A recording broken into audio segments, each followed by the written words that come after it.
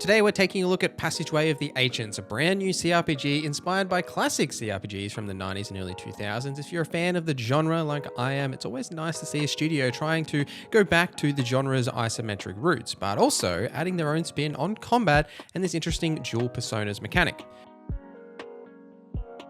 Passageway of the Ancients launches on October 16th on Steam. There is a link in the description. Thanks to Passageway Games for sponsoring this video. If you want to learn more or wishlist the game, click my Steam link in the description down below.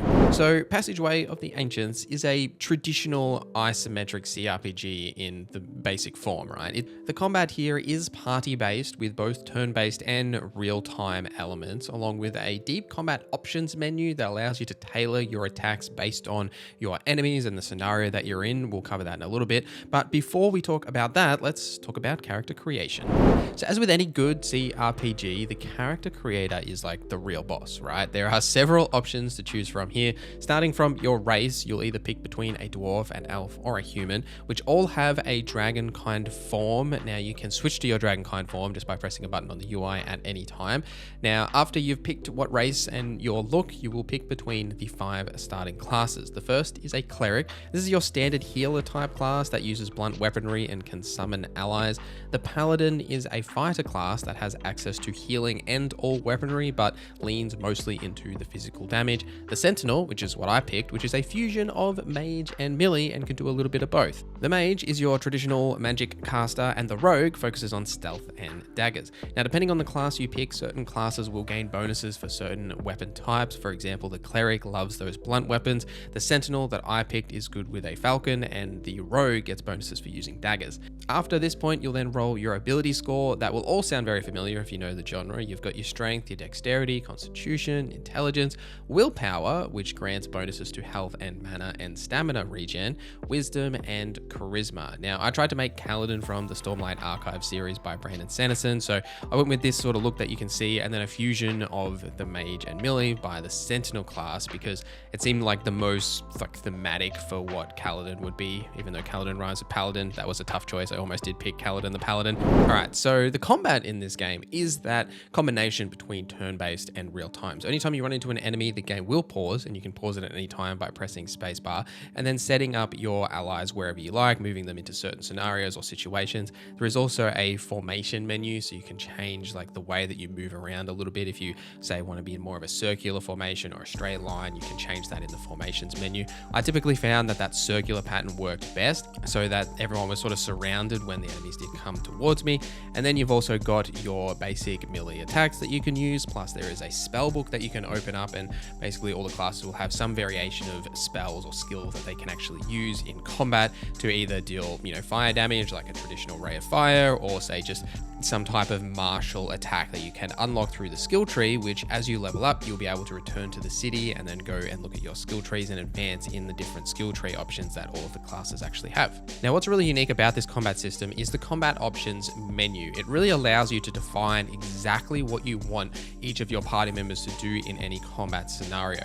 Now, there's 2 different combat modes from melee to magic, and they all have their own sort of options underneath that window. The main one for melee is height or level, right? Now, what this does is it defines how high your attacks will be. Certain enemies, like smaller enemies, will be beneficial if you're using, say, a low attack compared to like larger flying enemies that would more prefer a higher attack, right? Depending on how you're actually aiming, you'll do more or less damage to that target, and then you can break down into what those types of strikes and forms are. And you can see in the bestiary what is actually beneficial for those targets, which you can view in the combat options as well. You can see, depending on the type of enemy you're facing, what types of level, form, style, etc., and the magic equivalents are actually beneficial for that target. So what they are is, for form in the melee variant, what this will do is it affects your offensive or defensive value. A rigid attack is more guarded but less agile, whereas a fluid attack is less guarded and more agile. So say for a defensive type character like a paladin, you probably want to be more rigid compared to, say, like a rogue. You probably want to be more fluid in your attack combinations for the additional speed.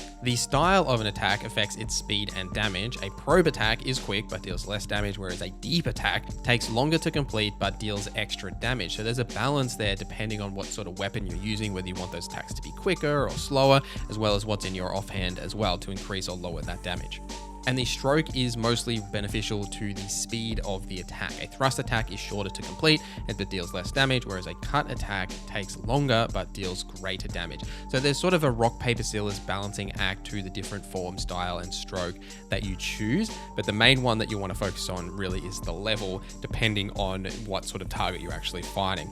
For your magic, there are relevant magical versions of these, and you can actually define what you'll actually cast if you're currently casting. So for Kaladin in this scenario, I'm using magic missiles, just like the basic cast that he will use from range in this scenario. Innertation affects how much mana usage you'll have. The more mana, the more greater damage will be compared to less mana, and then less damage overall. Mechanics defines the spell's casting speed as well as its overall damage. So basic would mean less casting time, whereas complex increases its damage as well as its speed and overall outcome. Phrasing affects the casting speed of the spell. Like fast phrasing can cast a fast version of Fireball in a shorter amount of time, whereas slow phrasing can make a temporary buff or area of effect spell last longer. Now, on top of all of these options, you can set them individually for each of your party members depending on, what sort of party or class they are and how you want them to play. Like I eventually turned Kaladin into a ranged spellcaster because a lot of those early companions are a bit more melee focused. And then the last option on this list is combat readiness. Now there's calm, vigilant, and reckless here. I highly recommend to just put everyone on reckless because then they will auto move to wherever the enemies are. Like they'll auto go and attack them, or from range they'll just immediately start attacking.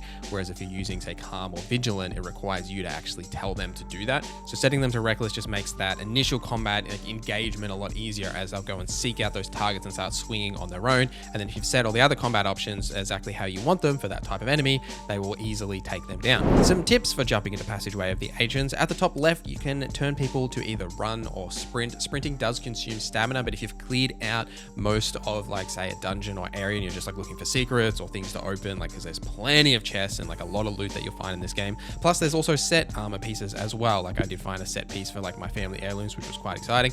But if you want to turn on sprinting, it just helps you get around the landscapes a little bit faster if you're just sort of exploring and looking for secrets. I've found sprinting to really help that overall flow of being able to go to different rooms and traveling around the area. You can actually rest with Shift R or just click the option on your UI. This will restore a portion of your health depending on how long you rest for. It will spawn some enemies depending on the area you're actually in, so just be mindful that if you've just defeated enemies in a certain room and then you immediately rest, chances are some enemies will actually spawn. But if you're in a safe enough area, you should then be able to actually just rest without enemies spawning next to you. Your Shadow Gate is super critical to your overall success. Now what this is it's basically the fast travel mechanic. You'll have two different gates that you can place. Now the game recommends you put one in your family house, which I do highly recommend as well, because you can then travel back here at any time and then go and access the city. Now the city area is where you'll find the guild hall. That's where you spend your skill points once you have been leveling up to learn new spells and passive abilities. They will cost a little bit of gold to do that, but for the most part you'll either have enough gold just by exploring the dungeons or actually by selling items at the other vendors that you can find throughout the city as well. There are vendors for certain types of equipment, whether that be magical or just blacksmithing, certain things that you'll be able to grab that